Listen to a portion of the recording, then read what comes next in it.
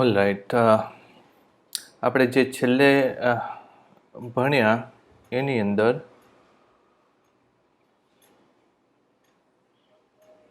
ભૌતિક વિજ્ઞાન, ટેકનોલોજી અને સમાજ એની વાત કરી.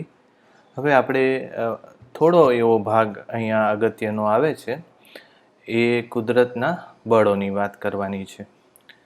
સૌથી પહેલાં તો આપણને કોઈ એમ પૂછે કે બળ શું છે, તો આપણે સમજતા તો હોઈએ છીએ કે બળનો અર્થ શું, બળ કોને કહેવાય, પણ આપણે શબ્દોમાં કહેવું હોય કે બળ એટલે શું, તો એ થોડુંક મુશ્કેલ છે.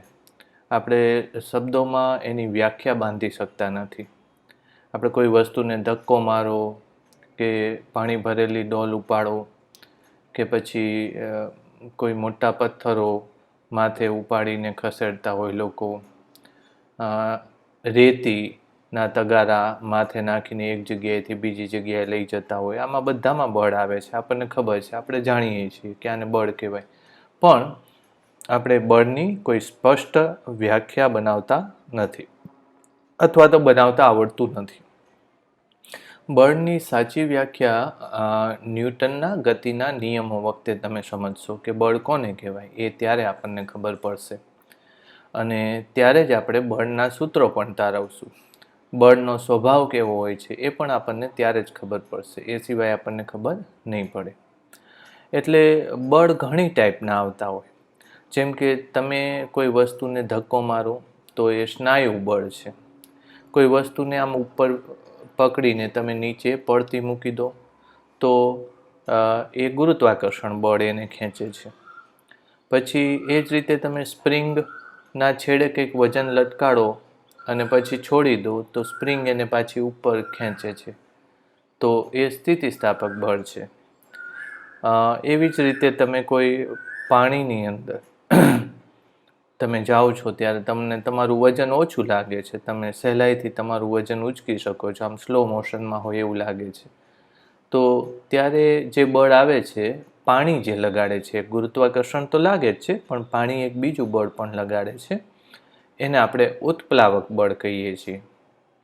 એવી જ વાત આવે છે કે પ્રવાહીને જ્યારે તમે ઢાળવાળી સપાટી ઉપર આમ રેડો એટલે પ્રવાહી આમ ઢાળની સપાટીમાંથી નીચે લસરતું જાય, તો અમુક પ્રવાહી બહુ સહેલાઈથી લસરી જાય છે, અમુક પ્રવાહીને લસરવામાં વાર લાગે છે.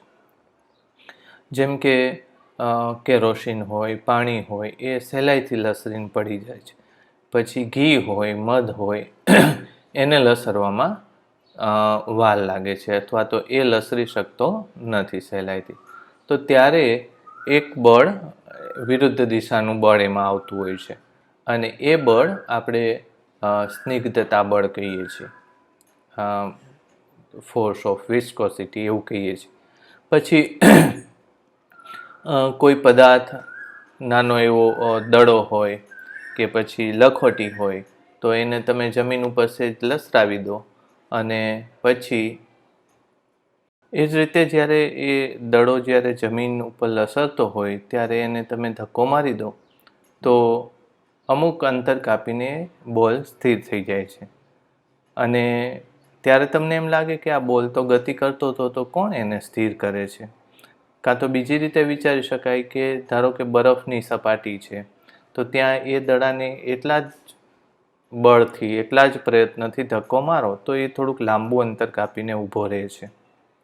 એવી જ રીતે હિંચકામાં બેઠા હોય અને હિંચકાને તમે ધક્કો મારો તો અમુક વાર હિંચકા ચાલુ રહીને બંધ થઈ જાય છે, પણ એમાં થોડુંક તેલ નાખી દો તો એ હિંચકા લાંબા સમય સુધી ચાલે છે. તો ત્યારે જે તમારા ગતિને અવરોધતું બળ આવે છે, એ બળને આપણે ઘર્ષણ બળ કહીએ છીએ. એટલે આવા ઘણા બળ વારંવાર તમારે અનુભવવામાં આવે. જેમ કે બે ચુંબકોને નજીક લઈ જાઓ તો એ બંને વચ્ચે લાગતું બળ ચુંબકીય બળ કહેવાય છે.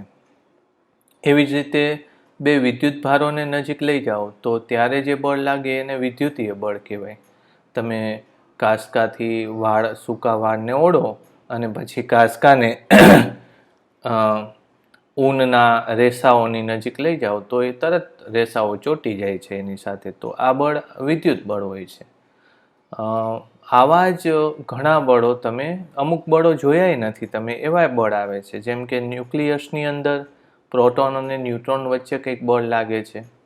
એવી જ રીતે જ્યારે એક ઘટના છે, બીટા કણનો ક્ષય થતો હોય ત્યારે જે બળ લાગતું હોય છે નીકળતા બીટા કણ અથવા તો ઇલેક્ટ્રોન ઉપર, એ બળ અલગ ટાઈપનું. ટૂંકમાં આ બે બળો આપણે જોયા નથી.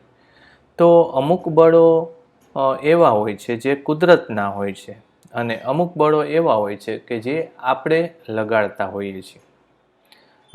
જેમ કે મેં કીધું પાણી ની અંદર જે વસ્તુ ઉપર બળ લાગે છે, ઉત્પ્લાવક બળ, તો એ કુદરતના કોઈ ખાસ બળનું કારણ છે. એવી જ રીતે તમે વિચારો કે ચુંબકો વચ્ચે લાગતા બળ કે વિદ્યુત ભારો વચ્ચે લાગતા બળ એ કુદરતના બળો છે. તો અમુક બળો કુદરતના બળો છે, અમુક બળો કોઈ ચોક્કસ પરિસ્થિતિને આધીન ઉત્પન્ન થતા હોય છે. પાછા એક બીજું પણ જોવા મળે છે કે કુદરતના બળો અથવા તો અમુક બળોને બીજા વસ્તુ ઉપર લાગવા માટે એને અડવાની જરૂર નથી પડતી. જેમ કે કોઈ વસ્તુને પકડો તમે અને છોડી દો તો એ નીચે પૃથ્વી એને ખેંચી લે છે, ધરતી માતા એને ખેંચી લે છે. તો ત્યારે કંઈ ધરતી માતા આમ હાથ ઊંચો કરીને એને આમ પકડીને નીચે નથી ખેંચતા, ખ્યાલ આવે છે? તો એને ટચ કર્યા વગર બળ લગાડી દે છે. બે ચુંબકો વચ્ચે લાગતું બળ પણ આવું જ હોય છે, વિદ્યુત ભારો વચ્ચે લાગતા બળ પણ આવા જ હોય છે. તો આપણે મૂળ બળની જ્યારે વાત કરીએ છીએ ત્યારે અમુક તફાવત ઓળખી શકીએ આપણે. એ તફાવત કયા? તો કે અમુક બળોને લગાડવા માટે એને સ્પર્શ કરવાની જરૂર પડે છે, જ્યારે અમુક બળો એને સ્પર્શ કર્યા વગર પણ લાગુ પડી જાય છે. બરાબર? તો હવે મૂળ વાત ઉપર આવીએ તો કુદરત જે બળો લગાડે છે વસ્તુઓ ઉપર, અથવા તો જે બળો કુદરતી બળો છે કે જે આપોઆપ પદાર્થના ખાસ ગુણધર્મને કારણે લાગુ પડતા હોય છે, તો એવા બળોને આપણે કુદરતી બળો, નેચરલ ફોર્સીસ કહેશું. અને આ નેચરલ ફોર્સીસ એટલે કે કુદરતી બળો મોટા ભાગે કેવા હશે? એનો સ્વભાવ લગભગ બધામાં સરખો જ છે. એક તો એનો સ્વભાવ એવો છે કે એને સ્પર્શ કરવાની જરૂર નથી પડતી બળ લગાડવા માટે. ગુરુત્વાકર્ષણ, વિદ્યુત, ચુંબક, એમાં એકબીજાની નજીક રાખો એટલે બળ લાગી જાય, અદૃશ્ય રીતે બળ લાગી જાય, એને કોઈ ખેંચતું નથી. પણ જો તમારે પાણીની ડોલ ઉંચકવી હોય તો તમારે પાણીની ડોલને પકડવી પડે, પછી બળ લગાડીને ઉંચકવી પડે. તો જેને સ્પર્શ કરવાની જરૂર છે એવા બળને આપણે કોન્ટેક્ટ ફોર્સીસ કહેશું, અથવા તો સ્પર્શીય બળ એવું કહેશું. અને જેને સ્પર્શ કર્યા વગર જ બળ લગાડી શકાય છે એવા બળોને આપણે ફિલ્ડ ફોર્સીસ કહેશું. ફિલ્ડ એટલે કે ક્ષેત્ર. તો ચોક્કસ ક્ષેત્રમાં તમે હોય તો બળ લાગી જાય, એટલે એને આપણે ફિલ્ડ ફોર્સીસ કહેશું. તો હવે મૂળ વાત કરીએ તો બધા જ કુદરતી બળો કહેવાય છે ફિલ્ડ ફોર્સીસ છે. એટલે કે ક્ષેત્ર એને બળ લગાડતું હોય એવું અદૃશ્ય રીતે એની ઉપર બળ લાગે છે. બીજું કે લગભગ તમામ કુદરતી બળોનો એક ખાસ સ્વભાવ છે કે બળ જે લગાડવાવાળું પદાર્થ હોય, અથવા તો જે બળ લગાડવાનું કારણ છે, એ કારણના સ્થાનથી તમે દૂર જાઓ તો બળની માત્રા ઘટતી જાય, અને એનો ઘટાડો 1/r² ઉપર આધાર રાખે, અથવા તો એનું બળનું મૂલ્ય 1/r² ઉપર આધાર રાખે. એટલે અંતર વધતું જાય એમ બળનું મૂલ્ય ઘટતું જાય. કયા પ્રમાણમાં? 1/r². તો જે બળો અંતરના વર્ગના વ્યસ્ત પ્રમાણ ઉપર આધારિત હોય, જે મેં હમણાં વાત કરી, તો એ બળો ઇન્વર્સ સ્ક્વેર લો એટલે કે વ્યસ્ત વર્ગના નિયમનું પાલન કરે છે એમ કહેવાય. એટલે હવે યાદ રાખજો કે હું જે કદાચ આ ચોપડીમાં નથી લખ્યું, હું જે કહેવા માગું છું એ બળો કોને કહેવાય? તો એક તો બળ લગાડવાને લીધે પદાર્થની સ્થિતિ બદલાય, ગતિ આવી જાય, એને બળ કહેવાય. મેં તમને કીધું બળ સમજીએ છીએ આપણે, પણ એને વ્યાખ્યાયિત કરવું અઘરું પડે છે. એની વ્યાખ્યા આપી ન્યૂટને, અને ન્યૂટનના નિયમમાં એ તમે ભણશો.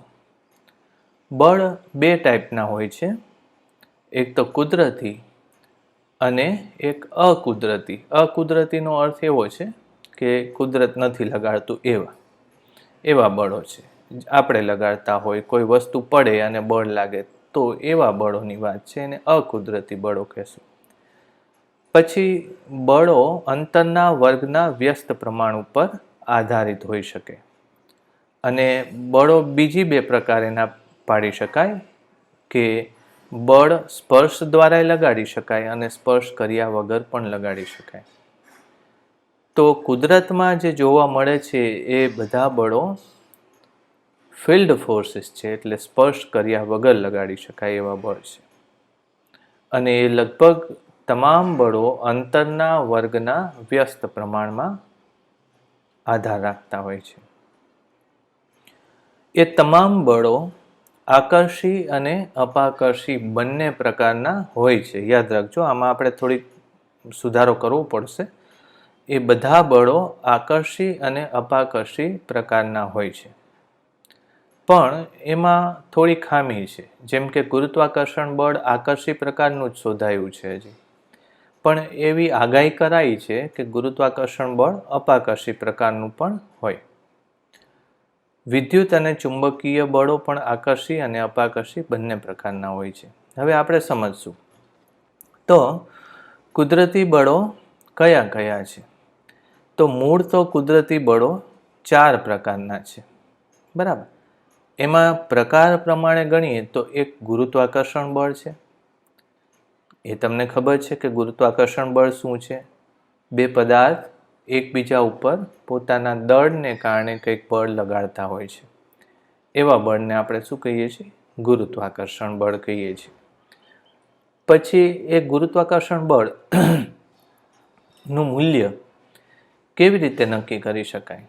તો એ તો આપણે હમણાં જ વાત કરી હતી કે બે પદાર્થો વચ્ચે લાગતા ગુરુત્વાકર્ષણ બળની માત્રા કે મૂલ્ય એ પદાર્થોના દળના ગુણાકારના સમપ્રમાણમાં અને અંતરના વર્ગના વ્યસ્ત પ્રમાણમાં હોય છે. આ આપણને ખબર છે. તો એ જે ગુરુત્વાકર્ષણ બળ છે, એ બળ ઉત્પન્ન થવાનું કારણ લઈએ તો એ દળ છે. બે પદાર્થો વચ્ચે લાગતા ગુરુત્વાકર્ષણ બળ જો એ પદાર્થોને દળ હોય તો જ લાગે. એટલે આમ આપણે વિચાર કરી શકીએ કે ગુરુત્વાકર્ષણ બળ દળને જ લાગે. એટલે કારણ કોણ છે ગુરુત્વાકર્ષણ બળનું? દળ છે. એક દળવાળો પદાર્થ બીજા દળવાળા પદાર્થ ઉપર બળ લગાડે. આ પદાર્થની પાસે એવો પદાર્થ મૂક્યો હોય કે જેને દળ નથી, તો એ બળ નહીં લગાડે. વાત સમજાય છે? મેં તમને કહ્યું કે બળનું કારણ દળ છે. જો કે 11માં આપણે એવું કહીએ તો ચાલે, પણ ફિઝિક્સની દ્રષ્ટિએ ગુરુત્વાકર્ષણ બળનું કારણ દળ નથી. ગ્રેવિયોન નામના કણો છે. એ કણો આ બળ માટે જવાબદાર છે. તમામ બળ માટે, તમામ ફિલ્ડ ફોર્સ માટે વિદ્યુત બળ કે ચુંબકીય બળ એમાં કોઈ કારણ નથી હોતા, પણ ખાસ કણો હોય છે જે આ બળની ઉત્પન્ન કરતા હોય છે. એ તમે આગળ ખૂબ જ એડવાન્સ સ્ટેજ ઉપર ફિઝિક્સ ભણો ત્યારે તમને ખબર પડે કે હા, આનું કારણ આવું છે, બરાબર. એવી જ રીતે ન્યુક્લિયર બળ કે પ્રબળ ન્યુક્લિયર બળ, નિર્બળ ન્યુક્લિયર બળ માટે જો કારણ શોધવા જાઓ તો એ ગ્લુઓન નામના કણો હોય છે કે જે ક્વાર્ક વચ્ચે દોડાદોડી કરતા હોય છે અને એમના દોડાદોડી કરવાને લીધે બળ લાગે છે. હકીકતમાં તમે એવું વિચારી શકો કે આવા બળો જો આપણી ટેક્સ્ટબુકમાં નથી, પણ જો તમે સાચે જ સમજવા માંગતા હોય તો અત્યારે થોડીક 2-5 મિનિટ આઉટ ઓફ કોર્સ જઈને વાત કરું કે દળ જે છે આ બે વચ્ચે ગુરુત્વાકર્ષણ બળ લાગે છે, આ બે દળ વચ્ચે ગુરુત્વાકર્ષણ બળ લાગે છે. તો મેં તમને કહ્યું કે એનું કારણ દળ છે, પણ હકીકતમાં એનું કારણ દળ ગણવાનું નથી. એની જગ્યાએ શું હોય છે તો કે આ દળ અને આ દળમાંથી ખાસ કણ, જેને આપણે ગ્રેવિયોન કીધા છે, એ કણ અહીંયા દોડાદોડી કરતા હોય છે, અહીંથી અહીંયા દોડાદોડી કરતા હોય છે. અને અહીંથી ગયેલો કણ આને ખેંચવાની વૃત્તિ હોય છે, અહીંથી નીકળેલો કણ આને ખેંચવાની વૃત્તિ હોય છે. હવે એ કણો એટલી ઝડપથી દોડાદોડી કરે છે, સમજો આ બેને પોતાની વચ્ચે કોઈ બળ નથી, પણ આ કણો એટલી ઝડપથી એકબીજા તરફ દોડાદોડી કરે છે કે આ આવતો કણ જોઈને કેચ કરવા માટે આ ઊભો રહે છે. બરાબર, હજી કેચ કરી લે ત્યાં તો બીજો કણ આવી જતો હોય, ત્રીજોય આવે. ટૂંકમાં એ દરેક ગ્રેવિયોનને પકડવા માટે એની પાસે ક્ષણો જ હોય છે. ક્ષણ એ ખૂબ જ આપણી સેકન્ડે ન ગણાય, સેકન્ડનો એ લાખમો અબજમો ભાગ હોય. તો એ પોતાનો એક પણ કેચ ચૂકવા નથી માગતો, અને ચૂકવા નથી માગતો એટલે શું થાય છે, એ અહીંને પડ્યો રહે છે. બરાબર, એટલે આપણને એવું લાગે છે કે આના બળની અસર નીચે અહીંયા પડ્યો રહે છે. બીજું પાછું એવું થાય કે કણ આવતો જોઈને એ કણને પકડવા એટલો ઉતાવળો થઈ જાય છે કે આગળ પણ જાય છે. ખ્યાલ આવે છે? અને જેમ જેમ નજીક જતો જાય છે એમ એમ એની એ કણને પકડવાની વૃત્તિ પ્રબળ થતી જાય છે. એનો અર્થ એમ કે અહીંથી નજીક આવતો કણ અહીંયા ઝડપથી આમ અથડાઈ જાય છે. વાત સમજાય છે? આવું આજનું મોડર્ન વિજ્ઞાન કહે છે. આપણે એવું ભણતા નથી. ટૂંકમાં ગુરુત્વાકર્ષણ બળની વાત તમને સમજાઈ ગઈ હશે. આપણે જોઈ લઈએ તમારી ટેક્સ્ટબુકમાં ગુરુત્વાકર્ષણ બળની વાત પેજ નંબર 8 ઉપર કરેલી છે, અને બહુ જ ટૂંકમાં કરેલી છે. ગુરુત્વાકર્ષણ બળ આપણે બધા જ પદાર્થ ઉપર લાગુ પડતું હોય છે, પણ એ બળ આપણને અનુભવાય છે કઈ જગ્યાએ? તો કે પૃથ્વી આપણને ગુરુત્વાકર્ષણ બળ લગાડે છે એ અનુભવાય છે. આપણી પૃથ્વી ચંદ્રને પકડી રાખ્યો છે એ આપણને ખબર છે, તો એ ગુરુત્વાકર્ષણ બળને લીધે પકડાઈ રહ્યો છે. પછી સૂર્યએ આપણી પૃથ્વીને પકડી રાખી છે, તો એ પણ આપણને ખબર છે કે ગુરુત્વાકર્ષણ બળને લીધે પૃથ્વી પકડાઈ રહેલી છે. પણ નાના નાના પદાર્થો વચ્ચે લાગતું બળ આપણે અનુભવી શકતા નથી. એનું કારણ પછી હું તમને સમજાવીશ કે હકીકતમાં બે દળ વચ્ચે લાગતું બળ બહુ જ સૂક્ષ્મ હોય છે, મામૂલી હોય છે, અત્યંત નજીવું હોય છે. એટલે આપણે અહીંયા બે વસ્તુ નજીક નજીક ટેબલ ઉપર મૂકી રાખી હોય તો એ આમ ખેંચાઈને ચોટી ન જતી. એનું કારણ કે બળની માત્રા ઘણી ઓછી હોય છે. પણ ધરતી માતા એટલા મોટા છે કે ઝીણું ઝીણું ઝીણું ઝીણું કરીને એટલું બધું એમનું મોટું બળ થઈ જાય છે કે આપણે ખેંચાઈ જઈએ છીએ. સૂર્ય છે, ચંદ્ર છે, આવી જ રીતે ખેંચાય છે. એટલે ગુરુત્વાકર્ષણ બળ એમ થોડુંક પ્રબળ બની જાય છે. ત્યારબાદ બીજો પોઈન્ટ જે છે એ વિદ્યુત ચુંબકીય બળનો છે. હવે એ હું સમજાવું. મેં તમને સમજાવતી વખતે બે અલગ અલગ વાત કરી કે બે વીજભારો વચ્ચે જે બળ લાગે એને આપણે વિદ્યુતીય બળ કહીએ છીએ, અને એનું ઉદાહરણ આપ્યું. શિયાળામાં કોરા વાળ તમે કાંસકાથી ઓળો અને પછી થોડેક રૂના રેસાઓ કાઢીને ટેબલ ઉપર મૂકો અને એ કાંસકો એની નજીક લઈ જાઓ તો એ રૂના રેસા ખેંચાશે. તો આ બળ વિદ્યુતીય બળ કહીએ છીએ. ખેંચાવાનું બળ વિદ્યુતીય બળ અથવા તો વિદ્યુત બળ. બે ચુંબકને એકબીજા નજીક લઈ આવો તો એ ચુંબકો કાં તો એકબીજાને આકર્ષે, ને ઘણીવાર તમે આમ નજીક લઈ જાઓ તો આમ ધક્કો મારો તો એમ પાછો ધક્કો મારતા હોય એવું લાગે, તો અપાકર્ષે પણ ખરા. તો એને આપણે ચુંબકીય બળ કહીએ છીએ. પણ હકીકતમાં થોડીક ભૂલ થાય છે. શું ભૂલ થાય છે એ કહું તમને. કે અહીંયા કાંસકો જે રૂંવાટીને ખેંચે છે અને રૂંવાટી જે ખેંચાય છે ત્યારે એક બીજું બળ ઉત્પન્ન થઈ જતું હોય છે, ચુંબકીય બળ જેવું પણ બળ એમાં ઉત્પન્ન થતું હોય છે, પણ એની અસર એટલી ઓછી હોય છે કે જે આપણને ખબર નથી પડતી. હું તમને ફરીથી એક સુધારો કરી દઉં. કાંસકો રૂંવાટીને જ્યારે ખેંચે છે અને રૂંવાટી ખેંચાઈને એની સાથે ચોંટી જાય છે ત્યારની વાત મેં કરી. પણ જો કાંસકો રૂંવાટીને ખેંચે અને રૂંવાટીને કોકે પકડી રાખી હોય ને કાંસકાને કોકે પકડી રાખ્યો હોય ત્યારે બંને વચ્ચે જે બળ લાગે એ બળ ફક્ત વિદ્યુતીય બળ છે, વિદ્યુત બળ છે. અને એવું જ ચુંબકમાં થાય છે કે બે ચુંબકો એકબીજાને ખેંચે કે ધક્કો મારે ત્યારે એમાં જાણે અજાણે વિદ્યુતીય બળ પણ આવી ગયું હોય છે. એટલે વૈજ્ઞાનિકોને જ્યારે આવી ખબર પડી કે વિદ્યુત બળ અને ચુંબકીય બળ બંને એકબીજા સાથે જ હોય છે, એ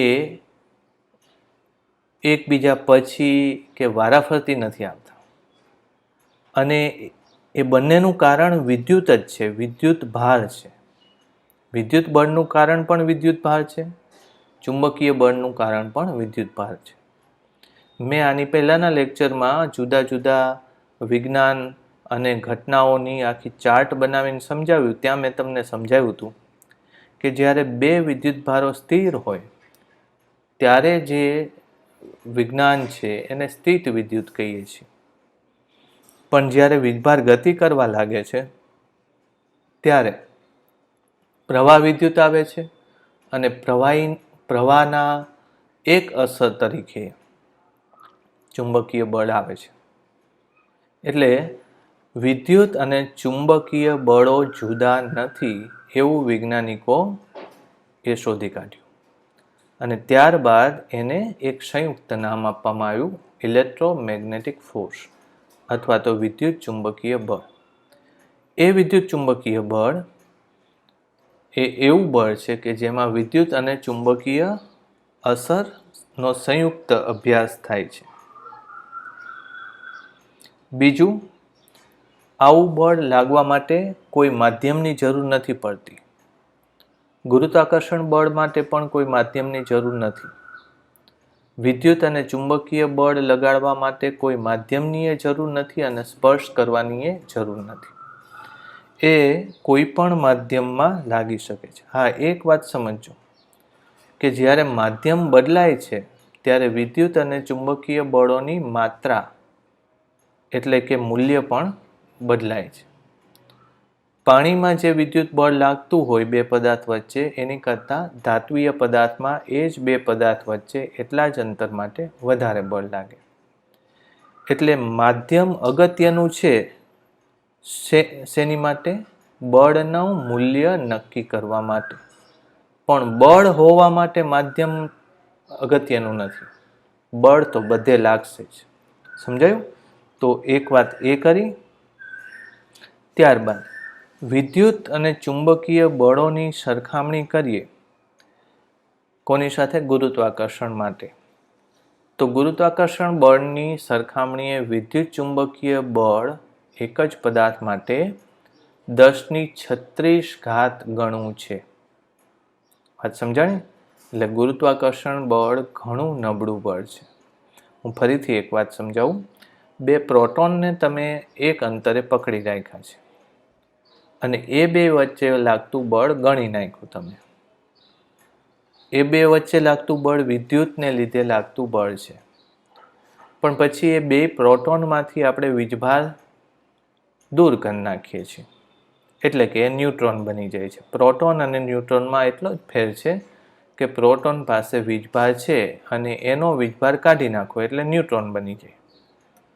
તો બે ન્યુટ્રોનને એટલા જ અંતરે મૂકી દો તમે તો જે બળ લાગશે એ હવે વિદ્યુત બળ નથી, કારણ કે વીજભાર તો છે જ નહીં હવે એની પાસે. તો ત્યારે કયું બળ લાગે? તો ત્યારે એને ગુરુત્વાકર્ષણ બળ લાગે. બે બળની ગણતરી કરો તો ગુરુત્વાકર્ષણ બળ ગુણ્યા 10⁻36 કરો ને ત્યારે પેલા વિદ્યુત બળ બરાબર થાય. વાત સમજાય છે? હજી એક બીજું ઉદાહરણ આપું તમને કે ધારી લો કે પેલા ઊનના રેસાઓને ટેબલ ઉપર મૂકેલા છે અને પછી કાંસકાથી તમે વાળ ઓળીને કાંસકો આટલો નજીક, અહીંયા રેસા પડ્યા છે, આટલો નજીક આમ કાંસકો લઈ આપ્યો. હજી થોડોક નજીક લઈ જાઓ એટલે રેસાઓ આમ ફટાક દઈને ચોંટી જશે. હવે તમે એ વિચાર કરો કે રેસાઓને ટેબલ ઉપર પકડી રાખનારું કોણ હતું? તો ગુરુત્વાકર્ષણ હતું. નીચેથી ગુરુત્વાકર્ષણ બળ ખેંચે છે. કોણ ખેંચે છે ગુરુત્વાકર્ષણ? તો કે પૃથ્વી, ધરતી માતા. કેટલી સાઈઝ છે પૃથ્વીની? ખૂબ મોટી છે, અત્યંત મોટી. તો આમાં આ રેસાઓને નીચે પકડી રાખવા માટે પૃથ્વી મહેનત કરે છે આખી, અને ઉપર ખેંચવા માટે પેલો કાંસકો મહેનત કરે છે. બેયના દળની સરખામણી કરીએ તો કાંસકો એટલો હલકો છે પૃથ્વીની સરખામણીએ કે 1000 કિલોની સરખામણી એક પીછું જેટલું હોય એના કરતાં પણ હલકો છે. એનો મતલબ એમ કે પેલો કાંસકો ખૂબ ઓછું બળ એને લગાડી શકતો હશે, પણ જીતે છે કોણ? તોય તો કે કાંસકો જીતે છે, એને ખેંચી શકે છે. તો આના આધારે ખબર પડી જાય કે ગુરુત્વાકર્ષણ બળ કરતાં વિદ્યુત બળ ઘણું પ્રબળ હોવું જોઈએ. અને એ જ વાત ચુંબક માટે બને છે કે ટાંકણીઓને તમે મૂકી રાખી હોય ટેબલ ઉપર ને ચુંબકથી તમે એને ખેંચાવો તો ટાંકણી ખેંચાઈ જાય છે. એનો મતલબ એમ કે ચુંબકીય બળ પણ ગુરુત્વાકર્ષણ કરતાં પ્રબળ છે. તમારી ચોપડીમાં વાંચજો તમે કેટલું પ્રબળ છે. લખેલું છે 10⁻36 ગણું પ્રબળ છે.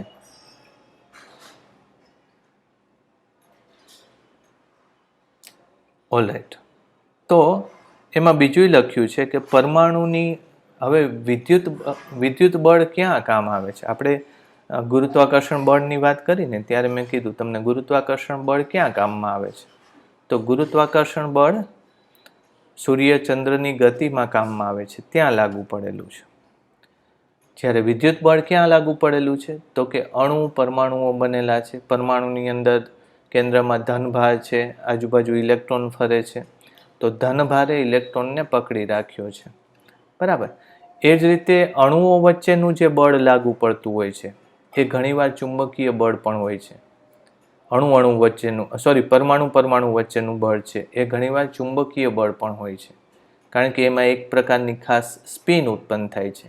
કેમિસ્ટ્રીની ભાષામાં ઘણીવાર એને કોવેલન્ટ બોન્ડ, સહસંયોજક બંધ કહેતા, પણ એનો એ અભ્યાસ અત્યારે નથી આવતો. એ આગળ તમે ભણશો ત્યારે તમને વધારે ખબર પડશે, એટલે એ લેવાનું નથી. પણ આપણે જે પેરેગ્રાફ આપ્યો છે એની વાત કરીએ તો મેં તમને કીધું કે અણુઓની સંરચના, પછી રાસાયણિક પ્રક્રિયાઓ જ્યારે લઈએ તો ત્યાં પણ વિદ્યુતની જે આપલે થતી હોય છે વીજભારની, તો રાસાયણિક પદાર્થોની લાક્ષણિકતાઓ કોણ નક્કી કરે છે?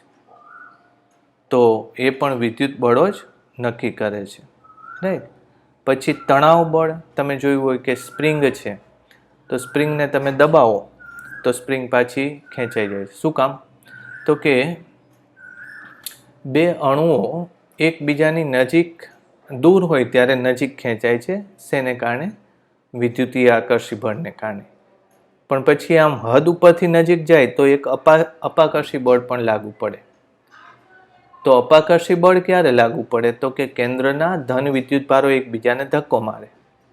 આકર્ષી બળ ક્યારે લાગુ પડે? તો કે આનો ઇલેક્ટ્રોન આના ધન વીજભાર અને આનો ઇલેક્ટ્રોન આના ધન વીજભાર તરફ આકર્ષાય. એટલે એક તબક્કા સુધી આકર્ષી બળ પ્રભાવી હોય, અમુક તબક્કા પછી અપાકર્ષી બળ આમ પ્રભાવી હોય. એટલે તમે વિચારો તો એક તબક્કા પછી આવી રીતે એ ચોંટી જાય. આમ ખ્યાલ આવ્યો? અને એ શેના જેવું હશે? તો કે સ્પ્રિંગને ખેંચો તો પાછી ખેંચાય, સ્પ્રિંગને દબાવો તો પણ પાછી જાય. તો એવી રીતે આમ કાયમી બંધ બની જાય. હવે તમે વિચારો કે આવી રીતે આમ અણુઓ કેટલાય ગોઠવાયેલા છે. હવે હું આ છેલ્લા અણુને ખેંચું, દોરીને ખેંચું, તો આ બધા વચ્ચેનું થોડું થોડું અંતર આ રીતે વધતું જશે. અંતર વધે એટલે બધાની સ્પ્રિંગ પાછી અંતર ઘટાડવાની કોશિશ કરે. એટલે દોરીને સહેજ ખેંચું તો દોરી પાછી ખેંચાઈ જશે. સ્પ્રિંગમાં એક્ઝેટ આઉટ થાય છે કે સ્પ્રિંગનો આકાર બદલાય એટલે અંદરના અણુઓ વચ્ચેના અંતરો બદલાઈ જાય. એટલે એમની વચ્ચે વિદ્યુતીય આકર્ષી કે અપાકર્ષી બળમાં ફેર પડે અને પાછી મૂળ સ્થિતિ લાવવાનો પ્રયત્ન કરે. એટલે તમારી ચોપડીમાં આ લખેલું છે તણાવ બળ, અમુક વાર ઘર્ષણ બળ. ઘર્ષણ બળ પણ તમે જોશો કે વિદ્યુતને લીધે જ બને છે. લંબ બળ વગેરે બળો આવા બળ છે. હવે એક સરખામણી કરેલી છે.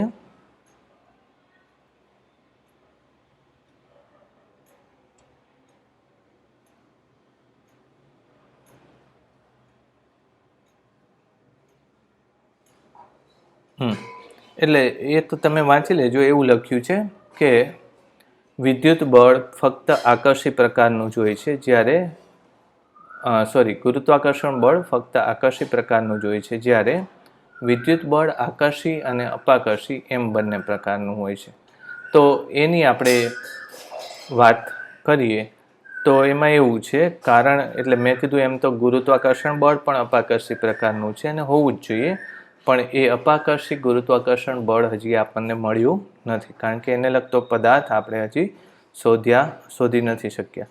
પણ અત્યારના તબક્કાની ને તમારી ટેક્સ્ટબુકની વાત કરીએ તો એમ કહી શકાય કે ગુરુત્વાકર્ષી એક જ એવું બળ છે કે જે આકર્ષી બળ છે, જ્યારે બીજા તમામ કુદરતી બળો આકર્ષી અને અપાકર્ષી બળ છે, જેમાં વિદ્યુત બળ પણ આવી જાય અને ચુંબકીય બળ પણ આવી જાય.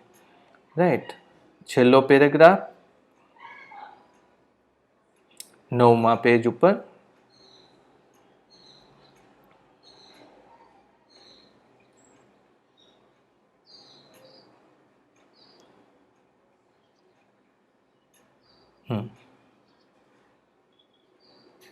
એક મેં તમને બીજી રીતે સમજાવ્યું.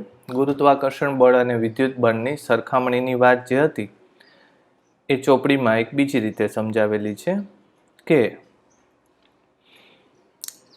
આપણે કોઈ પણ વસ્તુ ટેબલ ઉપર મૂકેલી છે, અહીંયા વસ્તુ પડેલી છે, ટેબલ એનું ભાર ઝીલી લે છે, બરાબર.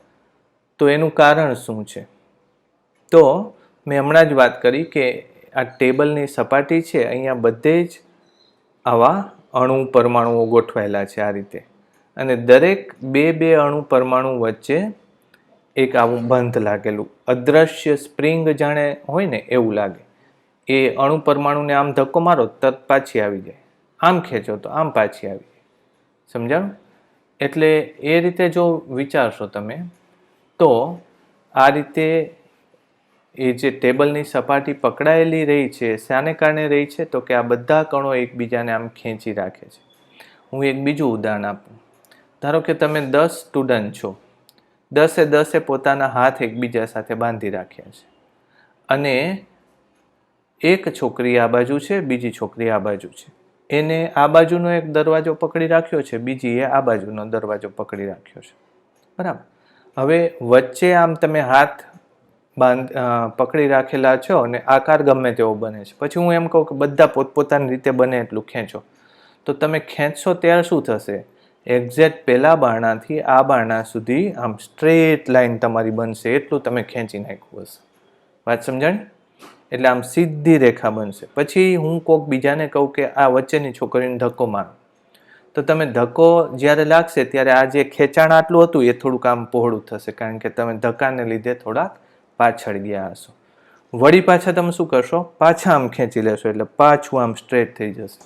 શેના જેવી વાત થશે? એક રબરની દોરીને આમ સીધી પકડી રાખી હશે ને, વચ્ચે આમ ધક્કો મારો એટલે દોરી ધ્રુજીને પાછી આમ આવી જાય, એના જેવું થશે.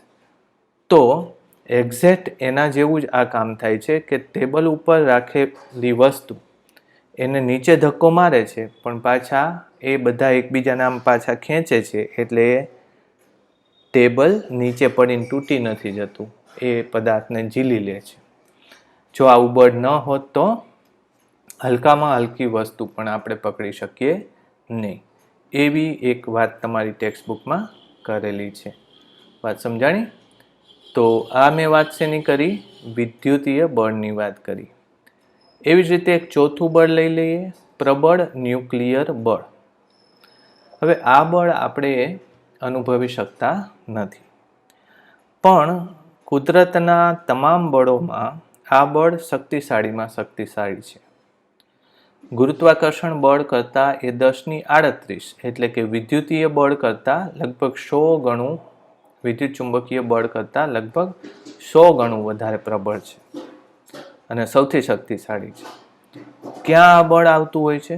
તો કે ન્યુક્લિયસની અંદર પ્રોટોન અને ન્યુટ્રોન છે, એ તમને ખબર છે. એ બંનેને આકર્ષી બળની અસર નીચે પકડી રાખવા માટે તમને ખબર છે કે પ્રોટોન વચ્ચે કેવું બળ લાગે? અપાકર્ષણ.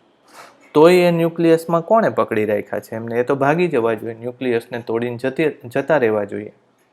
બે પ્રોટોનને તમે નજીક લાવો તો એ તો ધક્કા મારે એકબીજાને, અને અંતર જેમ ઘટે એમ ધક્કો જોરદાર થતો જાય.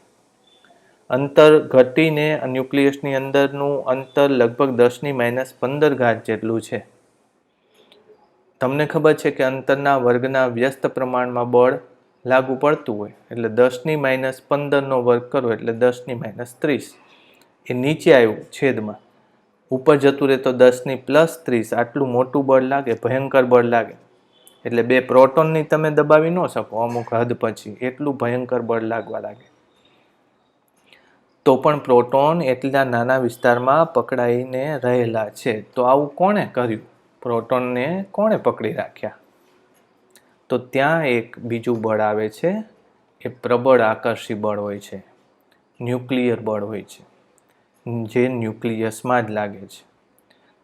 તમને એમ થાય કે આટલું બધું પ્રબળ બળ હોય તો હું આમ મારી બે હથેળી રાખું એકબીજા ઉપર, ત્યારે એ પ્રબળ આકર્ષી બળ ન લાગે? આમ ચોંટી ન જાય મારી બે હથેળી એટલા બધા નજીક લઈ જવું? તો ન થાય, કારણ કે જ્યારે અંતર 10⁻15 કે એનાથી ઓછું હોય ને ત્યારે આ બળ લાગવાનું ચાલુ થાય. એટલે એને આપણે શું શોર્ટ ડિસ્ટન્સ ફોર્સ કહીએ છીએ, લઘુ અંતરી બળ કહીએ છીએ. અત્યારે ન લાગતું હોય, 0. અત્યારે ન લાગતું હોય, તમને એમ થાય કે આ અંતર ન થઈ ગયું 10⁻15? ન થયું, કારણ કે આપણે જ્યારે બે આમ સ્પર્શ કરાવીએ છીએ ત્યારે બે પરમાણુ એકબીજાને ટચ કર્યા છે, પણ બેના દળ વચ્ચે હજી અંતર કેટલું રહી ગયું છે? પરમાણુનું જે વ્યાસ છે ને, ત્રિજ્યા છે, એ આશરે 10⁻10 જેટલો હોય છે ઓછામાં ઓછો. તો આ બે વચ્ચેનું અંતર 2 × 10⁻10 જેટલું થયું. 10⁻15 તો તોય ન થયું. સમજાયું ને? આ બે ગોળા અડે છે એકબીજાને, જ્યારે આના કેન્દ્રથી આના કેન્દ્ર વચ્ચે હજુય અંતર 2 × 10⁻10 મીટર જેટલું છે. એટલે આ બે એટલા તો નજીક નથી જ આવી શકતા, 10⁻15 જેટલા તો કોઈ દિવસ નથી આવી શકતા. જ્યારે બે કણો 10⁻15 જેટલા કે એનાથી ઓછા અંતરે આવે ત્યારે બે વચ્ચે બળ લાગે, એને પ્રબળ ન્યુક્લિયર બળ કહેવાય. અને આ બળ અંદરના કણો ન્યુટ્રોન અને પ્રોટોનને પકડી રાખવા માટે જવાબદાર છે. ગુરુત્વાકર્ષણ બળ કરતાં આ બળ 10⁻38 ગણું વધારે છે, અને આ બળને પણ માધ્યમની જરૂર પડતી નથી. આ બળ આપણે એટલે નથી અનુભવ્યું કે આપણા દુનિયામાં, આપણા જગતમાં બે વસ્તુ વચ્ચેનું અંતર કોઈ દિવસ આપણે આટલું ઓછું કરી શકતા નથી. કારણ કે આપણું જગત શેનું બનેલું છે? પરમાણુઓનું બનેલું છે, અને બે પરમાણુ વચ્ચે અંતર કોઈ દિવસ આવા નાના થતા નથી. બીજું એક જગત, એને શું કહેવાય? એટોમિક વર્લ્ડ અથવા તો સબ એટોમિક વર્લ્ડ. એટલે કે આમ સબ એટોમિકનું ગુજરાતી નથી થતું, પણ પરમાણુની અંદરનું જગત એ બીજું જગત છે, કારણ કે ત્યાં આવા અંતરો ઓછા કરી શકાય છે. ત્યાં બે કણો વચ્ચે ઓછા અંતર હોઈ શકે, તો ત્યાં આવું બળ લાગી શકે. તો આને શું કહેશું આપણે? પ્રબળ ન્યુક્લિયર બળ. આના વિશે જો કે હું વધારે વાત અત્યારે તમને કરી શકું, પણ આપણે નહીં કરીએ એનું કારણ કે તમને અત્યારે સમજાશે નહીં કે શું કહેવા માગીએ છીએ. બરાબર? હા, એ પ્રોટોન વચ્ચે પણ એટલી જ પ્રબળતાથી લાગુ પડે, ન્યુટ્રોન વચ્ચે પણ એટલી જ પ્રબળતાથી લાગુ પડે, પ્રોટોન અને ન્યુટ્રોન વચ્ચે લાગુ પડે. એટલે એમાં વિદ્યુત ભાર અગત્યનો નથી. એમાં વિદ્યુત ભાર અગત્યનો આવા બળ માટે નથી. બરાબર? એને લઘુ અંતરી અથવા તો લઘુ અવધિ બળ કહેવાય છે. ન્યુક્લિયસ એટલે જ થઈ રહી શક્યું છે આ બળને કારણે. ઇલેક્ટ્રોન આ બળ અનુભવતો નથી એવું લખેલું છે, પણ એ વાત ખોટી છે. ઇલેક્ટ્રોન પણ આ બળ અનુભવે છે, બરાબર. પણ મુશ્કેલી એ છે કે ઇલેક્ટ્રોન એટલો નાનો કણ છે કે એની જ્યારે ક્વોન્ટમ મિકેનિકલ સંભાવના સ્થાનમાં, કોઈ નાના સ્થાનમાં ક્વોન્ટમ મિકેનિકલી હોવાની સંભાવના શોધો ત્યારે એની ઉર્જા હદ ઉપરની વધી જાય છે. આ તમને અત્યારે નહીં સમજાય, પણ એક ઉદાહરણ આપું કે કૂતરું છે, કૂતરું પાળેલું કૂતરું છે, એના ગળે તમે પટ્ટો બાંધેલો છે. પટ્ટો લાંબો હશે તો કૂતરું આમ શાંતિથી બધે ફરશે, એને કંઈ ચિંતા જેવું નહીં હોય. પણ પટ્ટો તમે ટૂંકો કરતા જશો તો કૂતરું વધારે દોડાદોડી કરશે, અને સાવ ટૂંકો કરશો તો કૂતરું દોડાદોડી હદ ઉપરની તોડાવવા માગશે. તો ઇલેક્ટ્રોનમાં પણ એવું જ છે. ઇલેક્ટ્રોનને નાના વિસ્તારમાં રાખવા માગો ત્યારે એની પોતાની ઉર્જા ખૂબ વધી જાય છે. એ ગણતરી ક્વોન્ટમ મિકેનિક્સમાં આવશે. મેં તમને આગળ વાત કરી કે ક્વોન્ટમ મિકેનિક્સમાં વિજ્ઞાનના નિયમો જુદા છે, એવું મેં આગળ તમને કીધું. એટલે ચોપડીમાં જે લખ્યું છે તમે શું કે ઇલેક્ટ્રોન બળ અનુભવતો નથી, એ ખોટું છે. ઇલેક્ટ્રોન ન્યુક્લિયસમાં આ બળની અસર નીચે રહી શકતો નથી એવું લખાય, કારણ કે એનું આપણે સમજૂતી આપી શકાય. ઠીક છે, એ જવા દો. ઘણી બધી મિસ્ટેક છે બુકમાં, એટલે આપણે થોડુંક કોમન સેન્સથી કામ લેવું પડશે. પછી વિજ્ઞાને એવું શોધ્યું છે કે પ્રોટોન અને ન્યુટ્રોન વચ્ચે લાગતું આવું બળ હકીકતમાં એ બે વચ્ચે નથી લાગતું, પણ પ્રોટોન અને ન્યુટ્રોનની અંદર રહેલા કણો વચ્ચે આ બળ લાગતું હોય છે. તો પ્રોટોનમાંય કણ હોય છે બીજા, અને ન્યુટ્રોનમાંય બીજા કણ હોય છે. આ એના જેવી વાત છે કે બે બસ વચ્ચે કંઈક બળ લાગ્યું, પણ પછી ખબર પડી કે બસ વચ્ચે નહોતું બળ લાગતું, પણ એની અંદર બેઠેલા પેસેન્જરો વચ્ચે લાગતું હતું બળ. આ એક્ઝેક્ટ એના જેવું છે, બરાબર. ઠીક છે, આ વાત હજી અત્યારે શરૂઆતમાં ડિટેલમાં કરી શકાય એવું નથી. છેલ્લી હું એક વાત કરી દઉં, નિર્બળ ન્યુક્લિયર બળ. એનું એક નામ છે વીક ન્યુક્લિયર બળ, બરાબર. હવે એ ઘણું બધું ડિફિકલ્ટ છે સમજવું. મારી રીતે સમજાવું તમને કે બ્રહ્માંડ જ્યારે બન્યું ત્યારે એક વિસ્ફોટ થયો હતો, બિગ બેંગનો વિસ્ફોટ થયો હતો. એ વિસ્ફોટમાંથી જ બધું દળ નીકળ્યું અને બ્રહ્માંડમાં ફેલાણું. તો તમે ઇઝીલી એવું કલ્પના કરી શકો કે વિસ્ફોટ થયા પહેલાં એ બધું દળ નાના ટપકામાં હતું, આખા બ્રહ્માંડનું દળ નાના ટપકામાં હતું. આ જગ્યાએ તમે લેવા જાઓ તો કંઈ વસ્તુ હતી નહીં.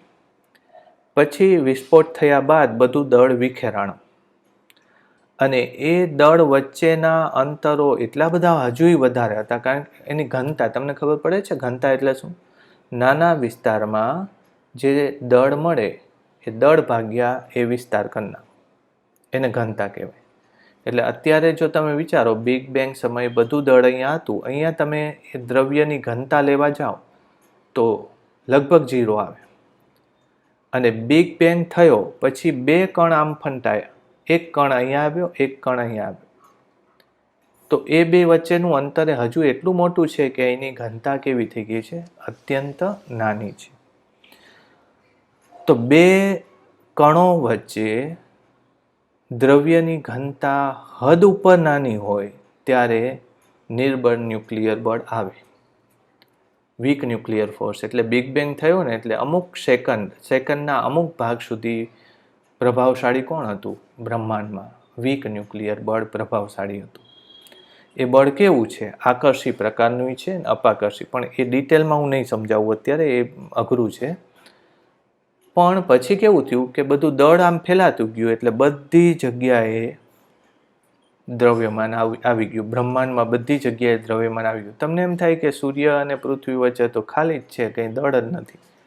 એ વાત ખોટી છે. દળ છે, એમાં ઝીણા ઝીણા કણો છે, એને ન્યુટ્રોન કહેવાય છે.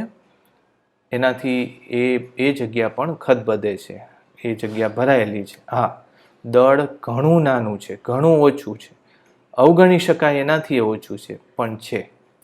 અને એટલી ઘનતા હોય ને તો આ ન્યુક્લિયર બળ ન લાગુ પડે, યાદ રાખજો. તો ન્યુક્લિયર બળ અત્યારે જોવા મળે છે, આમ નથી મળતું, કારણ કે બ્રહ્માંડમાં કોઈ જગ્યા એવી રહી નથી કે જ્યાં આટલી ઓછી ઘનતા હોય. પણ ક્યારેક એવું થઈ જાય છે. કેવી રીતે? ધારી લો કે એક ન્યુટ્રોન છે. ન્યુટ્રોનની અંદર પ્રોટોન અને ઇલેક્ટ્રોન બેય છે, બરાબર. પ્રોટોનનો વીજભાર કાઢી નાખો એટલે ન્યુટ્રોન થઈ જાય. મેં આવું કીધું તમને. તો એનો મતલબ એમ કે પ્રોટોનનો પ્લસ વીજભાર ખેંચી નથી શકાતો, એને ઇલેક્ટ્રોન દઈ દો એટલે એનો વીજભાર નીકળી ગયો. ટોટલ પ્લસ માઇનસ 0 થઈ ગયું. હવે ન્યુટ્રોનમાંથી કોઈ કારણસર તમે જો પેલા ઇલેક્ટ્રોનને તોડી નાખો અને દૂર કરી નાખો, તો ઇલેક્ટ્રોન દૂર થાય ને ત્યારે જાણે બંદૂકમાંથી આમ ગોળી છૂટતી હોય ને એવી રીતે આમ છૂટા પડી જાય બે. અને ઇલેક્ટ્રોન દૂર થવાની ઘટનાને આપણે બીટા કણનો ક્ષય કહીએ છીએ. બીટા કણ ઉત્પન્ન થાય છે. શેમાંથી? ન્યુક્લિયસમાંથી કે ન્યુટ્રોનમાંથી. તો ન્યુક્લિયસમાંથી બીટા કણો નીકળવાની ઘટના એટલે ન્યુટ્રોનમાંથી ઇલેક્ટ્રોન તૂટી જવાની ઘટના.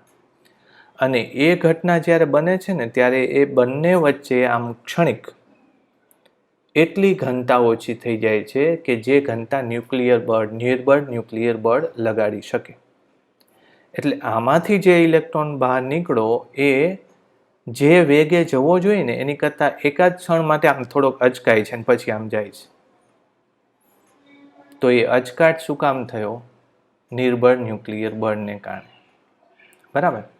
એટલે તમારે તો એવું બધું નથી લેવાનું. તમારે બહુ સરળતાથી કહેવાનું કે ન્યુક્લિયસમાંથી બીટા કણના ઉત્સર્જન વખતે એક બળ અસ્તિત્વમાં આવે છે, એનું નામ છે નિર્બળ ન્યુક્લિયર બળ. તમારી ચોપડીમાંય વધારે નહીં લખ્યું હોય, પણ મેં તમને કીધું કે આ થોડુંક એડવાન્સ ફિઝિક્સ છે.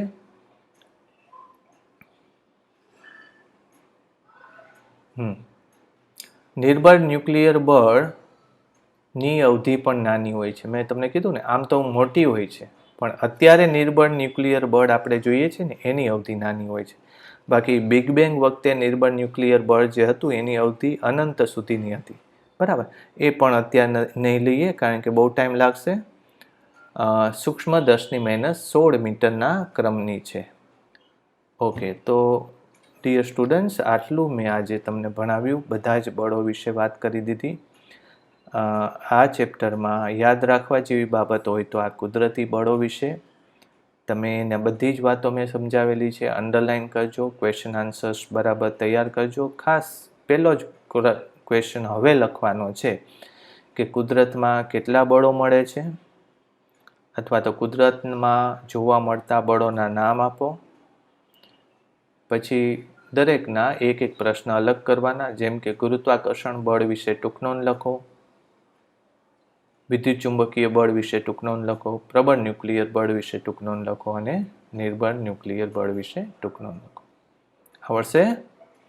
ઓકે, તો હવે મારા ખ્યાલથી તમે આટલું સરસ તૈયાર કરી નાખજો. બીજા લેક્ચરમાં આ ચેપ્ટર બને એટલું ઝડપથી મારે પૂરું કરી નાખવું છે. Thank you. ચાલો.